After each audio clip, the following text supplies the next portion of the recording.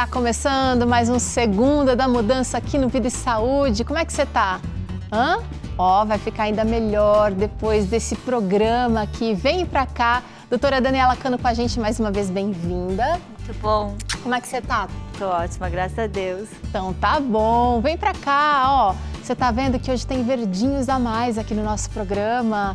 Você aí costuma usar plantas na sua casa como tempero, como enfeites.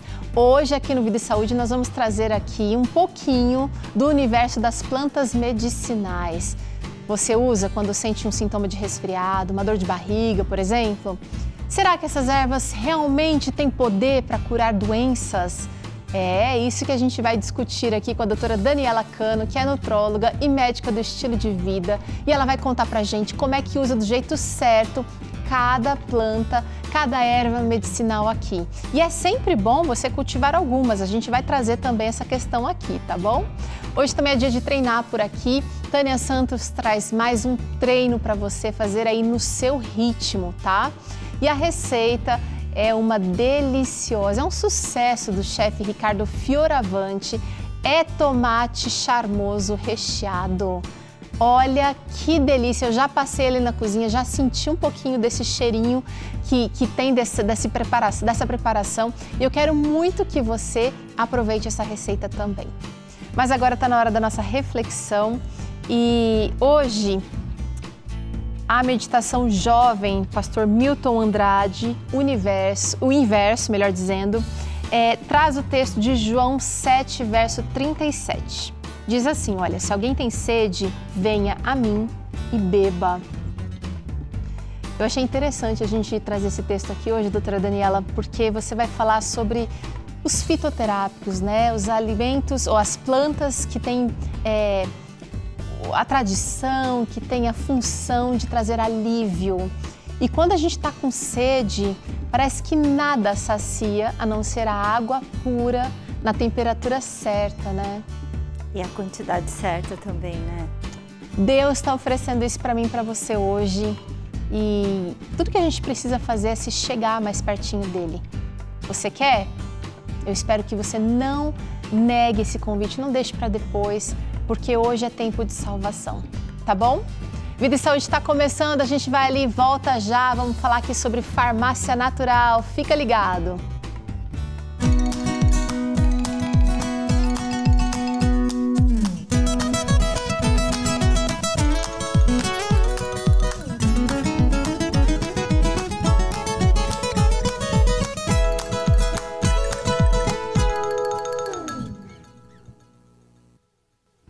Muito bem, estamos de volta e hoje vamos conversar sobre farmácia natural. Vem pra cá, você que gosta de uma plantinha. Eu tenho uma amiga, doutora Dani, que falou assim pra mim, Teru, nem quarentei ainda e já virei a tia das plantas. Ela começou a cultivar, tá amando o processo de ver brotar e de ver esse cuidado dando suas folhas, né? Sim. E realmente as plantas são assim terapêuticas só da gente cultivar, não precisa nem usar ainda, já estão fazendo bem, né? Que coisa, mexer com a natureza é curativo, né? É restaurador, né, Teru, mexer na terra. É sim, é plano de Deus, ele criou a gente inicialmente, né, com aquele ideal de viver num jardim, o jardim do Éden, para a gente cuidar, para cultivar, para lavrar. Então, olha, não é só o benefício do oxigênio que a gente está recebendo aqui, respirando melhor perto dessas plantas. Existem outros benefícios que a gente quer que você aprenda hoje aqui no Vida e Saúde. Me conta, qual é a planta medicinal que não falta aí na sua casa? Tem um chazinho aí? Ou de repente você pega na vizinha, né? Ai, não tô bem, você tem uma folhinha de boldo aí? Conta pra gente usando o QR Code aqui, olha, do Vida e Saúde. Ou então digitando o nosso contato, você já sabe, já tem salvo aí? Não? Então vai lá, ó.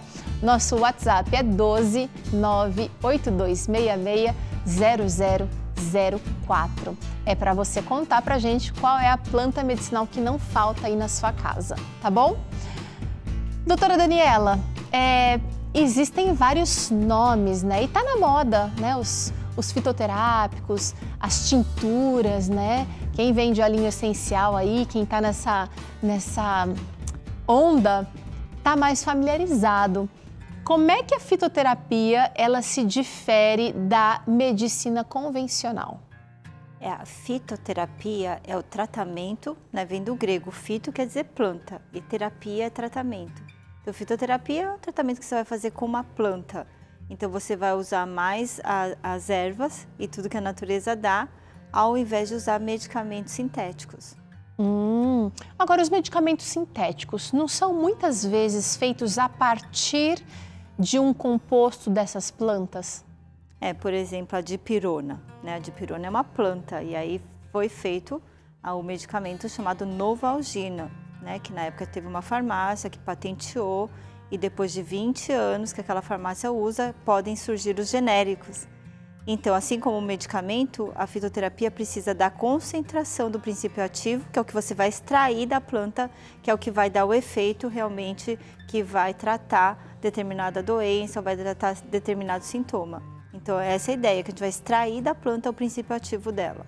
Tem gente que acha que essas plantas fazem bem, né? Uma cavalinha, um dente de leão, faz bem, mas assim, são inofensivos. Queria que você falasse se existe risco ou se esse pensamento não é por aí mesmo, eles são bons, são suaves, mas não trazem risco. Então, tem essa crendice, às vezes, que o natural não faz mal. É mais fraco. É mais fraco, mas isso não é verdade, não é? Se você não souber identificar a planta que realmente você precisa, porque as plantas são parecidinhas, né, muitas vezes. E a concentração que precisa usar não vai ter o efeito esperado. E o excesso também, às vezes, da concentração pode ter um efeito, sim, colateral. Né? Assim, por exemplo, como o que a gente pode dizer? O boldo aqui em exagero, né, numa gestante, pode ser abortivo, por exemplo. Então, por isso que a gente precisa saber como usar essa farmacinha natural e não achar que ela também não pode ser prejudicial se você não souber usar de uma maneira adequada. Existe um conhecimento, né, mas que é carregado de ciência, e essa ciência ela já vem milênios, posso dizer assim, né, doutora? Medicina oriental utiliza muito, mas a medicina antiga já fazia uso dos fitoterápicos, não é? Sim, sim, isso é usado antes de Cristo, não é? Os ungüentos. Muitos, porque realmente Deus colocou na natureza, né? Os princípios que nós precisamos para a gente se tratar, com certeza, né, Teru? Vamos conversar um pouquinho sobre isso que a gente tem aqui, doutora? A gente tem capim-cidreira, sálvia, babosa. O que mais? Vamos falando aqui, ó. Hortelã, o boldo, a carqueja aqui, bem famosa, a alfafa, a unha de gato, que é anti-inflamatória. Aqui tem o chia amarelo, que é até parecido com a unha de gato, mas é diferente, gente. Diferente. Presta atenção. A gente não pode perder essas plaquinhas aqui em casa, né? Porque só de olhar, ó, vou até trazer aí, vamos comparar aí, doutora. Então, ó, esse é um dos perigos, né? Porque às vezes as pessoas estão comprando gato por lebre. Então, por isso que precisa, gente. Precisa sempre conhecer as plantas antes de comprar. Não fica pegando coisas, às vezes, em lojas, não é? Que não tem certificação, ou achando que a vizinha está dando alguma coisa. E às vezes aí depois, sabe o que pode acontecer, Teru? A pessoa tem uma diarreia, tem um efeito colateral e fala assim, tratamento natural faz mal. Porque a pessoa não usou corretamente, ou na concentração também adequada, ou misturou um monte de coisa que não era para misturar. Aí tem um efeito colateral e acha que é a planta que fez mal. Ó, tem dentes de leão, tem cavalinha também, bem famosinha cavalinha. E a gente tem algumas amostras aqui de plantas embaladas, doutora. Em forma de chazinho mesmo, né? Que a gente acha no cidreira, mercado. camomila. A gente podia citar tantas outras, né? Melissa. Tem muito, né, Teru? Japonês, né? Eu sou de origem japonesa, a gente nasce, cresce tomando vários tipos de chá, né? De jasmim, né? De arroz, né? Torrado. O próprio chá verde. Chá verde que o japonês toma muito, né? O matcha, tem muita coisa. Gente, agora é o seguinte. Além de conhecer as plantas, e você tem que conhecer elas verdes, né, ou assim, olha, naturais, e tem que saber como é que elas ficam desidratadas. Por quê? Porque muitas vezes a gente não vai encontrar aquela planta, não é da nossa região, não é do nosso país, e a gente vai, me lembrei agora daquelas africanas, né, moringa, a gente tem que conhecer ela desidratada também. Inclusive que parte, né, da planta tem aquele princípio ativo. Tem algumas, por exemplo, a gente vai ver o boldo, aqui a gente usa folha, não é? Mas você vai ver aqui, ó, o dente de leão. O dente de leão também, ó, é o caule, é o cabinho. Então, precisa saber que parte da erva é que vai ter realmente o princípio ativo, gente. Não pode usar, sei lá, eu vou usar a camomila. A raiz. A camomila, por exemplo, que é bem famosa, que todo mundo tem. A gente sabe que a gente usa a folhinha da camomila, né? A florzinha. Agora, se você usar a raiz da camomila, não vai ter o mesmo efeito. Então, precisa saber que parte da planta, por isso que precisa estudar também, né? Fitoterapia, a terapia com as plantas. E esse saber, né, ele acaba sendo passado às vezes de pai para filho, de vó para mãe, para netos, mas existe uma ciência, então esse estudar é importante. Lembro agora do livro da professora Elisa Biasi, O Poder Medicinal das Plantas. Sim, minha mãe usou muito. Mas não só conhecer essas plantas, doutora, a gente precisa saber como usar. Porque tem xarope, tem unguento, tem loção, tem... Vamos trazer aqui na tela algumas maneiras que você pode administrar essas ervas? Primeiro, acho que a mais famosa seria essa, doutora. Infusão a gente usa porque para extrair o princípio ativo, você pode usar a água, não é? É um veículo, na verdade, que você vai extrair aquele princípio, a água quente. Então, a infusão a gente usa para partes mais como folhas, né? Folhinhas aqui, ó, por exemplo. A hortelã, o capim-cidreira, né? Mesmo a melissa. Então, a gente tem até uma ervinha aqui, olha. Dá para fazer aqui? Água quente. Quer fazer aqui, então, uma infusão? Sim, você quer usar o quê? Vamos fazer uma hortelã aqui, ó. Hortelã. Que tá bem fresquinha. Então, aí você vai fazer infusão quando é folhinha, assim, a camomila, a erva doce... Tem que higienizar primeiro, né? Higieniza e, lógico, a concentração, por exemplo, da folha fresca é o dobro do que da folha seca. Por exemplo, essas folhas aqui, ó, aqui, ó, a cavalinha. Vocês estão vendo que já tá seca. Quando tá desidratada, quando já tá desidratado, gente, isso daqui já tá concentrado, né? Então, a verde eu preciso de muito mais. Você precisa do dobro, né? Geralmente uma colher de sopa, que dá 3 gramas, a gente consegue fazer infusão. Agora, quando vai pegar a folhinha fresca, igual a gente está pegando aqui, geralmente é o dobro, 2 colheres. Eu vou colocar aqui nosso fervedor, essa água está fervendo, está fervente aqui. E esse bule, ele tem esse recipiente interno aí que vai deixar a folhinha em contato com a água, sem necessariamente a gente precisar extrair, tá? Mas nem todos são assim. Às vezes a gente vai colocar direto no fervedor, né? Acho que mais um pouquinho ainda. Essa aqui é a infusão. Você vai jogar a água quente, né, e deixar sair o princípio ativo. Quando a água começar a mudar de cor, é porque o princípio ativo já vai sendo extraído. Então, você vai usar isso, a infusão, para folhinhas, para florzinhas, coisas que são fáceis de extrair o princípio ativo.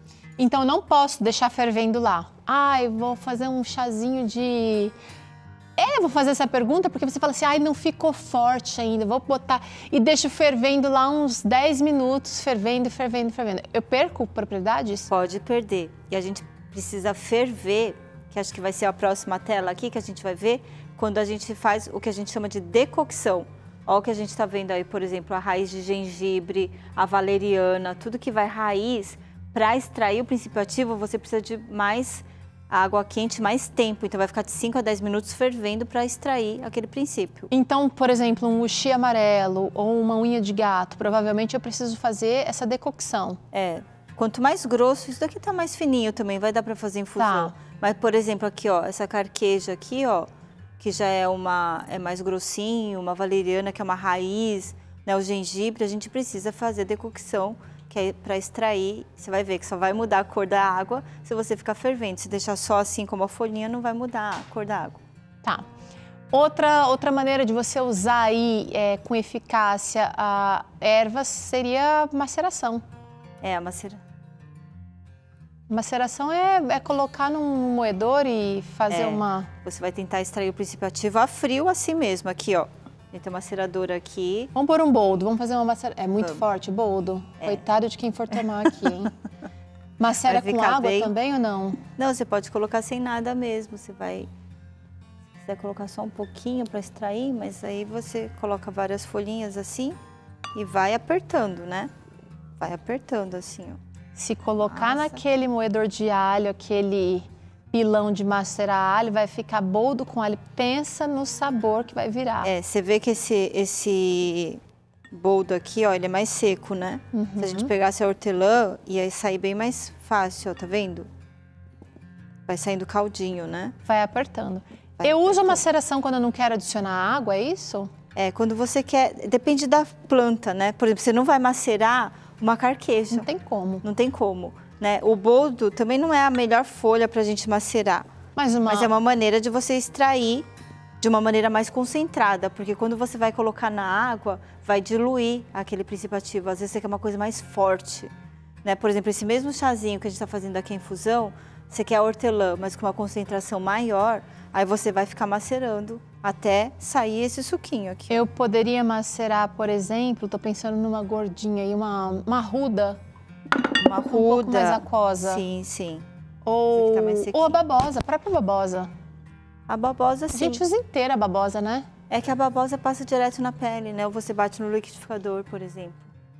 Vamos dar uma olhada em outra maneira aí de você usar os fitoterápicos? O xarope.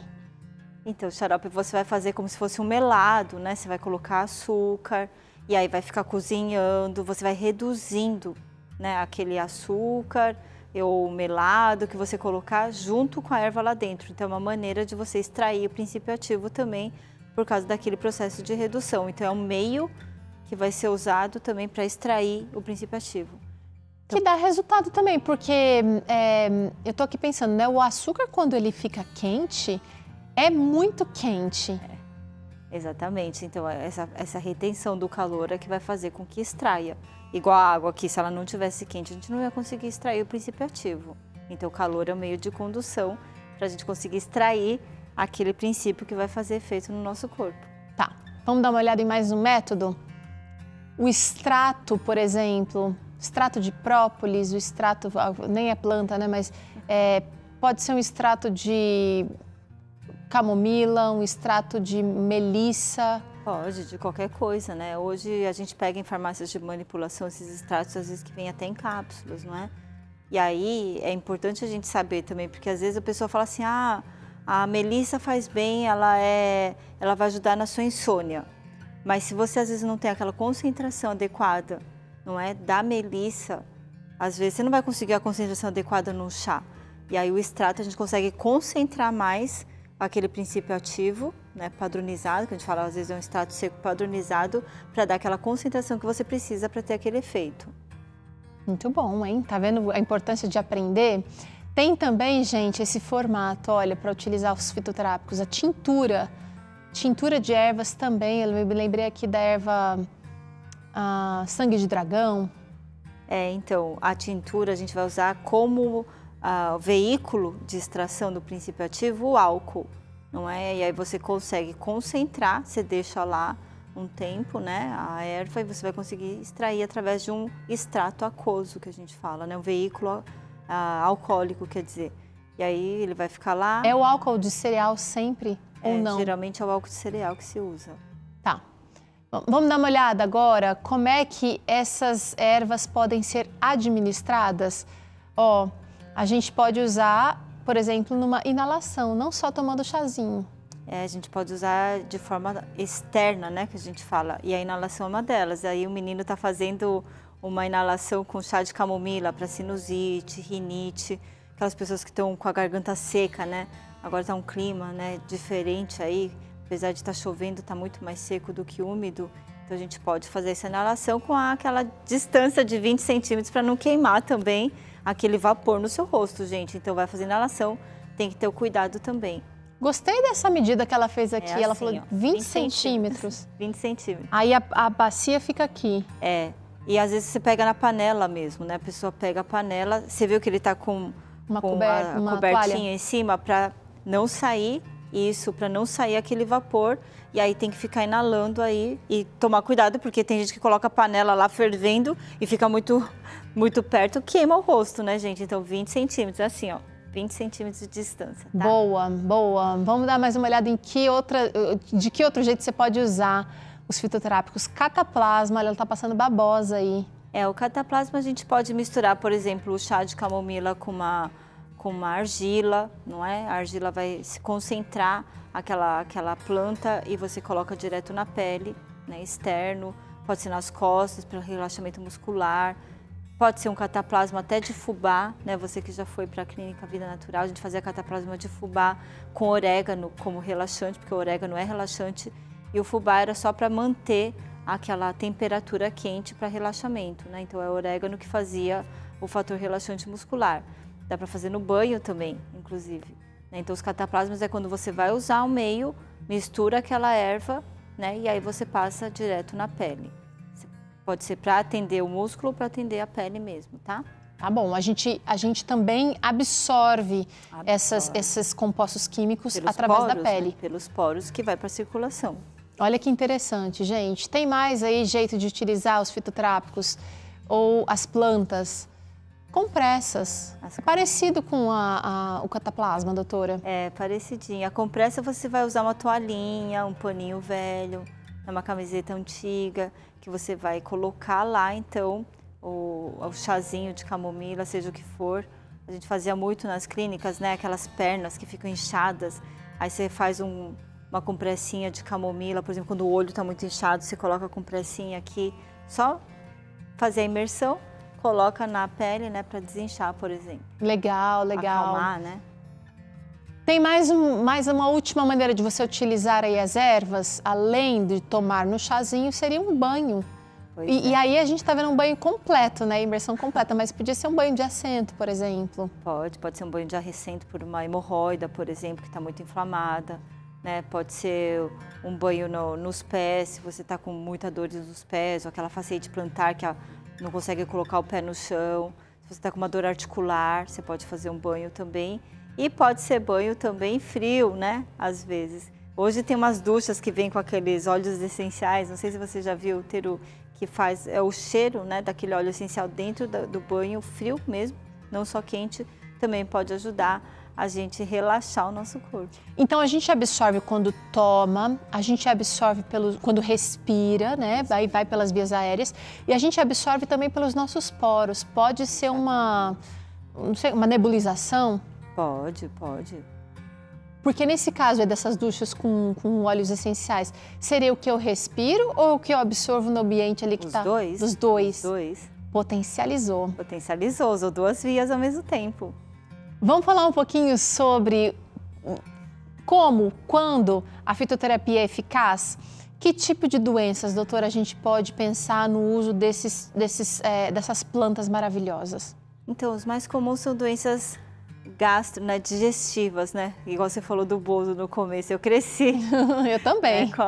Eu não sabia que eu era intolerante à lactose, eu sempre comia e passava mal depois dos almoços de família e tal. E aí minha avó vinha com um chazinho assim que chamava estomalina, na época não tem mais na farmácia. Mas era um chá que vinha boldo, vinha um pouquinho de camomila, né? Tinha espinheira santa, era bem amargo assim. Então a gente sabe que problemas digestivos, né? A gente conhece bem para intestino também que está inflamado. Gases. Para gases. Criança, não é? Logo que criança está amamentando, tem aqueles gazinhos, começa a tomar aquele chazinho de funcho, não é? Para melhorar as cólicas, anis. A mãe, às vezes, né, que não está conseguindo amamentar, aí o pessoal também começa a dar chá de hortelã, por exemplo, para aumentar um pouquinho aquela produção de leite. Então a gente tem diversas funções. Eu não sei se você aí de casa já experimentou, por exemplo, usar a lavanda. Tem que ser pouquinho, né, da lavanda no chá, porque se for muito ela é tóxica. Mas a gente dorme tão gostoso assim, uma camomila também. Parece que o sono é mais restaurador. Com certeza, né? A camomila, por exemplo, eu acho a camomila para mim é um chá coringa, assim, é uma erva coringa, porque ela é anti-inflamatória, ela é digestiva e ela é calmante. Então, tanto para a pele, né, quanto, como eu falei para vocês, às vezes está com o olho inchado, acalmar, né, adolescentes que têm acne ou está com uma dor, né, a gente pode fazer uma cataplasma com um chazinho de camomila, uma compressa com camomila, pernas inchadas. Quando tá também com resfriado, pode fazer uma inalaçãozinha. Resfriado, pode fazer inalação. Até a gente mistura com um pouquinho de orégano para ajudar a sair aquele catarro quando tá com aquela sinusite atacada. Então, anti-inflamatória, né? Calmante e digestiva. Ela só começou a falar aqui das vantagens de alguns tratamentos para condições específicas, mas é importante, como ela disse aqui, gente, você precisa estudar sobre o assunto. E com esse estudar, eu vou levantar aqui um alerta aqui, cuidado, porque existe, como é uma coisa da modinha, né, doutora? Existe muita gente vendendo gato por lebre, né? Prometendo assim, olha, você pode fazer de tudo, aí você vai lá e toma o chá de emagrecer que você vai ficar bem, vai emagrecer. Tem esses chás 30 ervas, 1000 ervas, né, prometendo muitos resultados, mas eu sempre falo para os meus pacientes, tem que tomar cuidado, porque, por exemplo, imagina que às vezes a gente precisa de uma concentração daquele princípio ativo para determinada função. Então, imagina uma mistura de chá 30 ervas, por exemplo, e aí que princípio ativo que vai ter a concentração, né, para emagrecer, se é diurético, um é diurético, outro é digestivo, outro é... Imagina 30 misturado, vai ter uma concentração muito pequena de cada erva e você não vai ter o efeito esperado. E além de não ter o efeito esperado, você pode ter um efeito que vai dar uma alergia, por exemplo. Começa a coçar sua pele. Como é que você vai saber qual erva te deu alergia? Vamos falar sobre isso? Vamos falar sobre interação aí entre os fitoterápicos e vamos falar também sobre a interação com outros medicamentos. Você vai lá, toma o comprimido e depois vem em casa, toma o chazinho. Será que um anula o efeito do outro ou potencializa? Fica com a gente que a gente vai falar sobre esse assunto aqui. E além disso, vamos ter treino. É isso, vai ser no seu ritmo. Dá para fazer aí do sofá e da cadeira, tá? Com Tânia Santos. A receita tá por conta desse tomate charmoso, recheado. Receita do chefe da revista Vida e Saúde, chefe Ricardo Fioravante. É daqui a pouquinho aqui no Vida e Saúde.